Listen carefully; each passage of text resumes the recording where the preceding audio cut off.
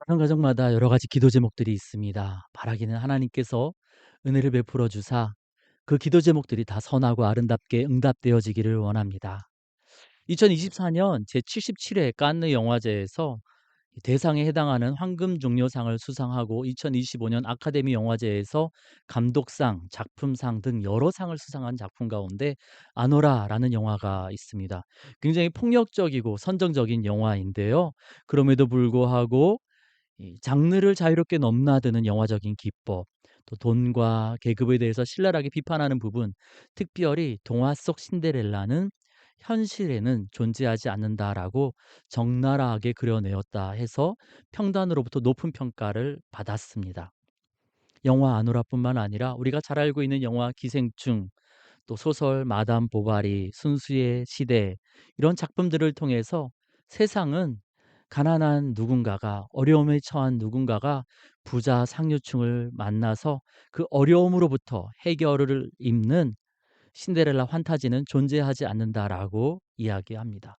그런데요, 오늘 우리가 읽은 룻기는 신데렐라 환타지를 말하는 것처럼 보입니다.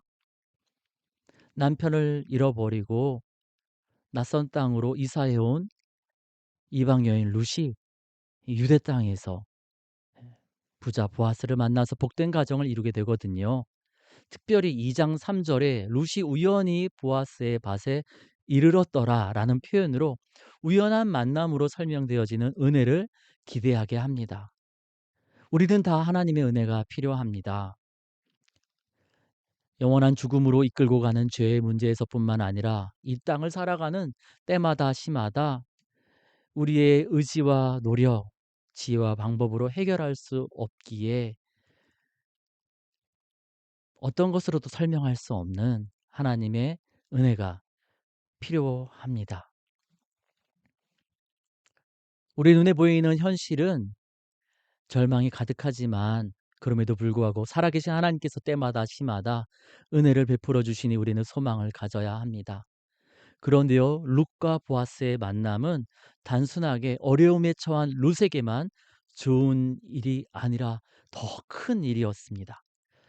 마태복음 1장 족보에 보니까요, 룻과 보아스의 우연한 만남을 통해서 죄에 빠진 인류를 구원하실 예수님께서 이 땅에 오십니다. 아니 그 이전에 이스라엘을 바르게 세워나가는 다윗이 태어나게 됩니다.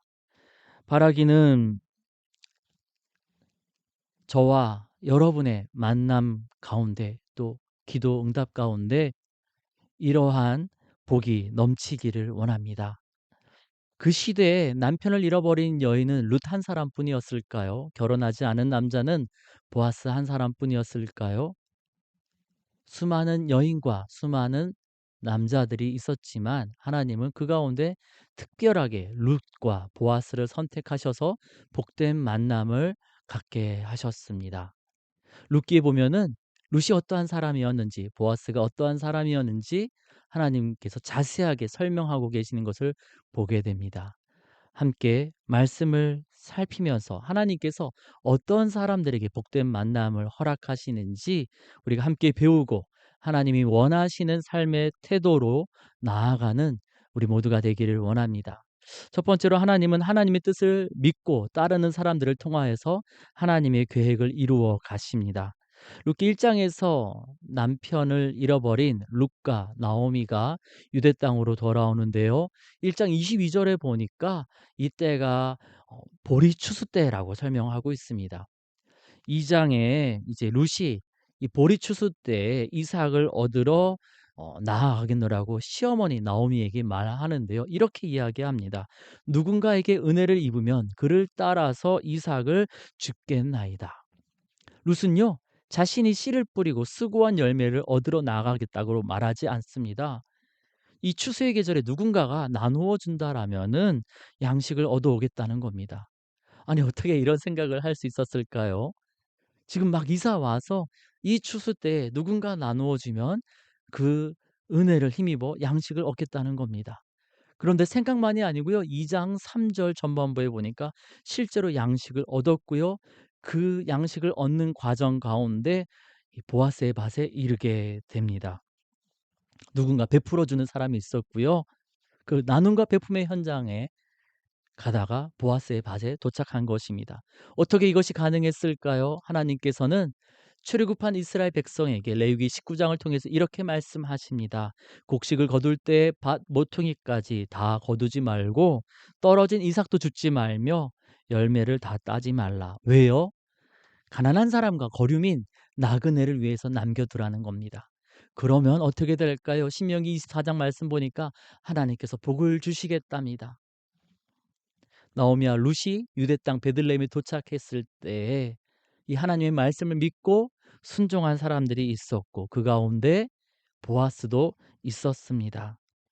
가난한 이들을 위해 양식을 남겨두라는 하나님 명령에 순종한 보아스, 그리고 그 하나님을 믿고 의지했던 룻은 그 나눔과 베품의 현장에서 만날 수 있었고 그 만남은 복된 가정을 이룹니다. 그리고 그 가정의 계보를 통해서 다윗이, 또 다윗의 자손으로 예수님께서 오셨습니다. 그런데 룻과 보아스가 살던 시대는 어떠한 시대입니까? 룻기 1장 1절에 보니까 사사들이 치하던 때라고 알려주고 있습니다. 사사 시대는 어떤 시대입니까? 이스라엘 백성들이 하나님을 왕으로 모시지 않고 스스로 왕이 되어서 자신의 욕망과 욕심을 따라 살던 시대입니다. 백성들이 영적인 지도자인 사사를 따르지 않고 도리어 사로잡아서 이방 민족에게 포로로 넘기는 일까지 발생합니다. 바로 삼손이 이스라엘 민족에게 사로잡혀져서 블레셋 사람들에게 넘겨졌던 것이죠. 호세아 4장에 보니까 이런 말씀이 있더라고요. 백성이나 제사장이나 동일함이라. 호세아 시대 이전에 사사 시대 때 일반 백성뿐만 아니라 백성을 바르게 이끌고 가야 할 영적 지도자인 사사들도 영적인 타락에 이르게 되었습니다. 사사 삼손이 욕망에 빠져서 그렇게 살다가 블레셋 기생 드릴라에게 유혹에 넘어가서 두 눈이 뽑히는 안타까운 일까지 발생하게 됩니다. 여기서 끝이 아니지요. 사사기 17장에 이 돈 때문에 아들이 어머니를 속이고 하나님께 바친다 하면서 우상을 만드는 일이 발생합니다. 18장에서는요. 하나님의 말씀을 따라서 서로 돌아보는 것이 아니라 힘 있는 사람들이 힘없는 사람들을 약탈합니다. 심지어 욕심 때문에 이 땅의 부귀 영화를 위해서 우상과 우상을 숭배하는 제사장까지 납치합니다. 19장에서는요. 레위인의 아내가 성폭행을 당하다가 사망합니다. 이스라엘 백성들이 이 가해자들을 심판하고자 했으나 이 가해자 청년들이 속한 베냐민 지파 사람들이 우리 아들들을 지키겠노라고 내어주지 않습니다. 그러자 이스라엘 백성들이 공의로 심판한다 하면서 그렇게 전쟁을 벌이다가 결국 분노의 감정으로 베냐민 지파를 전멸시키게 됩니다. 뒤늦게 이것을 수습한다고 또 다른 누군가의 소중한 딸들을 납치하다가 강제 결혼을 시키게 되죠. 이스라엘 백성들도 그들이 그토록 분노했던 베냐민 지파처럼 내 자식만 아니면 괜찮다라는 그런 이기적인 생각을 했던 것입니다. 그렇게 모두가 하나님을 떠났던 시대에, 모두가 남의 것을 빼앗아서 내 욕망을 채우려고 했었던 그 시대에 하나님을 믿고 하나님의 명령에 순종한 사람들이 있었습니다. 당장은 손해보지만 하나님의 살아계심, 하나님의 갚아주심을 믿고서 나누어 주고 베풀어 주던 사람들이 있었습니다. 하나님은 그 어둠의 시대에 그러한 믿음을 가진 사람들, 그렇게 나누어 주고 그 믿음대로 실천했던 사람들을 통해서 회복의 시대, 구원의 시대를 준비하고 계셨습니다. 기독교인이라고 알려진 유명인들이 여러 사건 사고에 연루되어서 언론에 등장하는 것을 종종 보게 됩니다. 공개적으로 예수님을 주로 고백하면서도 왜 그런 생각을 한 거죠. '왜 다들 그렇게 살잖아.' 하면서 자신의 믿음을 고백했음에도 불구하고 욕심에 이끌려 살아가다가 안타까운 일들을 경험하게 된 것입니다. 마치 3000년 전 사사 시대를 보는 것만 같습니다. 하지만 그럼에도 불구하고 보아스처럼 말씀에 순종하고 룻처럼 하나님을 믿고 기대하는 사람들을 통해 하나님은 지금도 새 역사를 준비하고 계십니다. 우리가 뉴스를 보면서 '아 세상이 다 타락했다.'라고 낙심할 것이 아니라 어두운 시대에 하나님의 명령에 순종한 보아스처럼 하나님을 믿고 기대했던 룻처럼 우리도 하나님을 믿고 그 말씀대로 살아가기를 원합니다. 하나님께서 우리에게도 복된 만남을 허락해 주실 줄 믿습니다. 두 번째로 하나님은 흠이 없는 자들이 아니라 은혜를 입고 은혜를 베푸는 자들을 통해서 하나님의 계획을 이루어 가십니다. 인간의 지혜로 알 수 없고 또 설명할 수 없게 그저 우연이라고 말할 수밖에 없는 하나님의 인도하심을 따라 룻이 보아스의 밭에 이르게 됩니다. 보아스의 밭에서 룻이 열심히 이삭을 줍고 있는데 그 장면을 보고서 보아스가 물어봅니다. 저 소녀가 누구입니까? 저 여인이 누구입니까? 나눔을 베푸는 현장에서 낯선 사람을 보았으니 당연히 물어볼 수밖에 없지요. 그러자 보아스의 종이 이야기합니다. 나오미와 함께 온 모압 여자입니다. 이에 이 보아스가 룻에게 이야기하죠. 다른 곳에 가시지 마시고 저희 밭에서 양식을 얻으십시오. 그러자 룻이 대답합니다. 아니, 어떻게 저에게 이런 은혜를 베풀어 주십니까? 저는 이방 여인입니다. 그때 보아스가 무엇이라고 말합니까? 당신이 선을 베푼 것을 제가 잘 알고 있습니다. 보아스의 관심은 그 사람의 능력이나 조건이 아니라 또는 나에게 유익이 되느냐 되지 않느냐가 아니라 그 사람이 자비를 베푸는 사람인가 였습니다. 왜요? 보아스 자신이 사람들에게 자비를 베풀고 선을 베풀었기 때문입니다. 그리고 이렇게 이야기하죠. 하나님께서 당신에게 은혜 베풀어 주시기를 원합니다. 그리고 말만이 아니라 자신의 밭에서 양식을 얻을 수 있도록 여러 가지로 배려해 줍니다. 룻에게만 그렇게 했을까요? 아닙니다. 이 추수 때 일하는 노동자들에게 "여러분 이래 가지고 되겠어요?" 하면서 막 타박하고 다그치는 것이 아니라 "하나님께서 함께 하시기를 바랍니다." 축복하고 응원하는 사람이었습니다. 이 사람 보아스가 누구네 집 아들인지 아십니까? 마태복음 1장 족보에 보니까요. 아버지는 살모니요 어머니는 라합이었습니다. 여리고성에 살던 기생 라합이 낳은 아들이 바로 보아스입니다. 어쩌면 어머니가 기생 출신 이방 여인이었기 때문에 그의 결혼이 늦어진 것일지도 모릅니다. 어머니 출신이 그러하면 그 조건을 좀 만회하기 위해서 혈통적으로 보다 순수한 유대인인 여인을 만나야 되지 않았을까요? 어? 남편과 사별한 여인이 아니라 보다 정말 순수한 처녀를 만나야 하는 것은 아니었을까요? 하지만 그는 자신도 이방 여인을 사랑으로 품어준 자신의 아버지로 인하여서 세상에 태어났음을 알았기에 은혜를 입은 자로서 사랑과 선행을 베풀며 살았습니다. 그리고 오늘 우리가 읽은 본문에 보니 아무것도 의지할 것 없는 이방 여인 룻에게 은혜를 베풉니다. 3 장에 보니까요. 이방 여인 룻이 청혼했을 때 그 청혼을 받아들입니다. 이 일은요.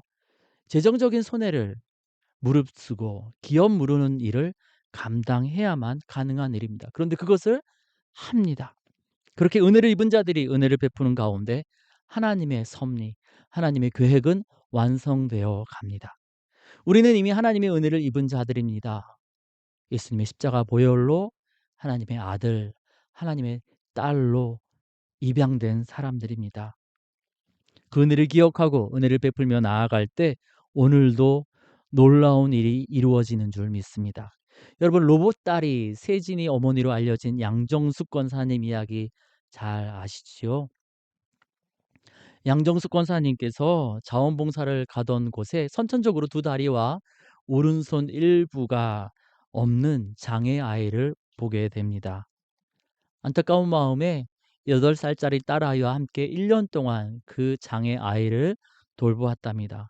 그러던 중에 딸아이가 이렇게 이야기하더랍니다. "엄마, 나는 8년 동안 엄마한테 사랑 많이 받았잖아.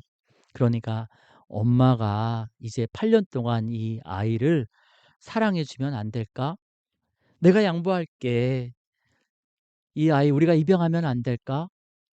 우리가 아니면 이 아이를 데려갈 사람이 없을 것 같아. 내가 도와줄게. 이 아이 내 동생 하면 안 될까? 어떤 능력이나 조건이 아니라 나에게 얼마나 유익이 되느냐가 아니라 내가 도와주지 않으면 힘들 것 같다라는 생각. 룻이 시어머니를 향해 가졌던 생각. 보아스가 룻을 향해 가졌던 생각을 양정숙 권사님과 8살짜리 딸아이가 가졌던 겁니다. 그렇게 세진이는 그 가정이 입양되었고 장애인 올림픽 대회 국가대표로 나아가서 많은 메달을 따게 됩니다. 이제는 어엿한 직장인이 되어서 든든한 아들 역할을 하면서 이 땅의 수많은 사람들에게 위로와 소망을 전해주고 있습니다. 은혜를 입은 자들이 은혜를 베푸는 가운데 하나님은 지금도 놀라운 일을 행하고 계십니다. 세 번째로 하나님은 성실하게 수고하는 이들을 통해서 하나님의 계획을 이루어 가십니다. 1장 중반부에서 나오미는 며느리들에게 떠나라 이야기하고요. 1장 후반부에서는요. 자신의 이름을 바꾸어 부릅니다. 희락이라는 나오미가 아니라 괴로움, 마라라고 부르라고 이야기합니다. 이렇게 시어머니가 절망한 가운데 룻은 함께 절망에 빠져 있지 않았습니다. 2장 2절에 보니까요. 하나님의 은혜를 기대하면서 나아가겠다 말하고요. 3절에 성실하게 수고하는 것을 보게 되는데요. 이 3절을 히브리어 원문으로 살펴보니까 그리고라는 의미를 가진 접속사 마부와 동사 3개가 연이어 붙어 있는 것을 보게 됩니다. 직역하면 이렇게 됩니다. 그리고 그녀는 걸어갔다. 그리고 그녀는 들어갔다. 그리고 그녀는 이삭을 주었다. 눈에 보이는 사람이 확실한 약속을 한 것은 아니었지만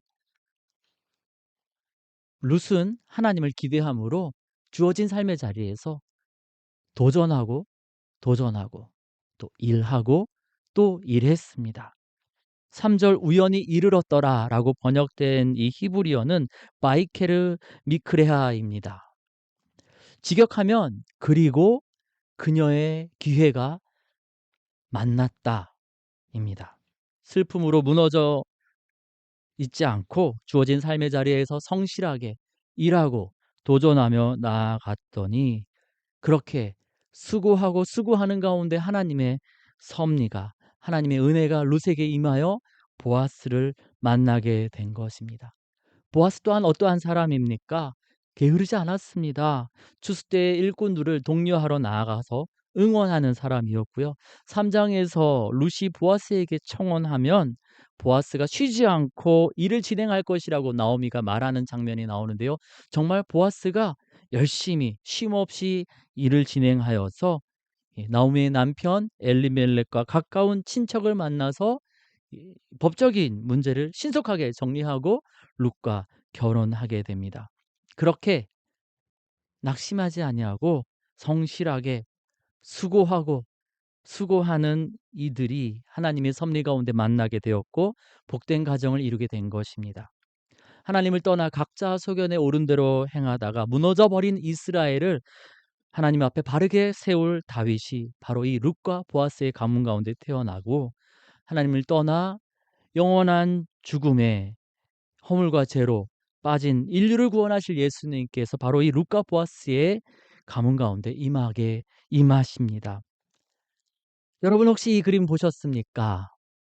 마렌트라는 화가가 1660년에 그린 이 룻과 보아스라는 그림입니다.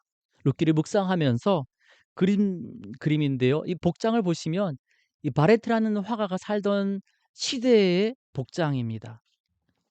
룻과 보아스에게 일하셨던 하나님이 내가 살고 있는 이 시대에도 여전히 살아계셔서 똑같이 응답해 주실 거라는 믿음의 고백으로 그린 그림이기에 자기 시대의 이 복장으로 그림을 그렸습니다. 이 바렌트 화가의 고백처럼 성실하게 믿음으로 살아가는 또 다른 룻과 또 다른 보아스에게 하나님은 오늘도 지금도 놀랍게 일하실 줄 믿습니다. 만약에 이 땅의 삶을 살아가는 가운데 그렇게 성실하게 살아가는 가운데 잃어버린 모든 것을 회복시켜 줄 기업 물을 자 보아스를 만나지 못한다면은 누가복음 16장 비유에 나타난 나사로처럼 이 땅의 삶이 끝나고 영원한 삶에 들어가게 될 때 우리의 모든 것들을 회복시켜 주실 참된 기업 물을 자 예수님을 만나서 우리가 영원한 위로와 회복을 누리게 될 줄 믿습니다. 히브리 성경에서 룻기는요, 성문서에 포함되어 있고 특별히 절기 때마다 읽는 다섯 두루마리에 포함되어 있는데요. 유월절 후 49일째, 그 칠칠절이죠. 오순절 때 보리와 밀 추수 때 읽는 성경책이 두루마리가 바로 룻기입니다.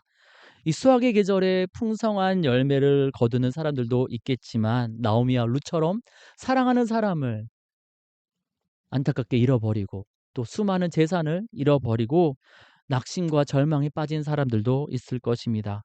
그 절망의 순간에 나를 절망에 빠지도록 내버려 두신 하나님을 저주하면서 사사시대 사람들처럼 하나님 없는 사람들처럼 내가 주인 되어서 살아가는 사람들도 있을 것입니다. 하지만 그럼에도 불구하고 하나님을 믿고 하나님 말씀대로 살아가라고, 나 혼자 살기에도 힘겨운 상황이지만 그럼에도 불구하고 보아스와 룻처럼 서로에게 은혜를 베풀며 살아가라고, 주어진 상황이 너무나 힘겨워서 이제는 아무것도 하고 싶지 않다 할지라도 걸어가고 들어가고 이삭을 주었던 룻처럼 다시 믿음으로 수고하고 일하라고, 그러면 하나님의 때, 하나님의 섭리 가운데 은혜의 자리로 우연히 이르게 될 것이라고 위로와 소망을 주시고자 구약시대 백성들에게 룻기를 읽게 하셨습니다.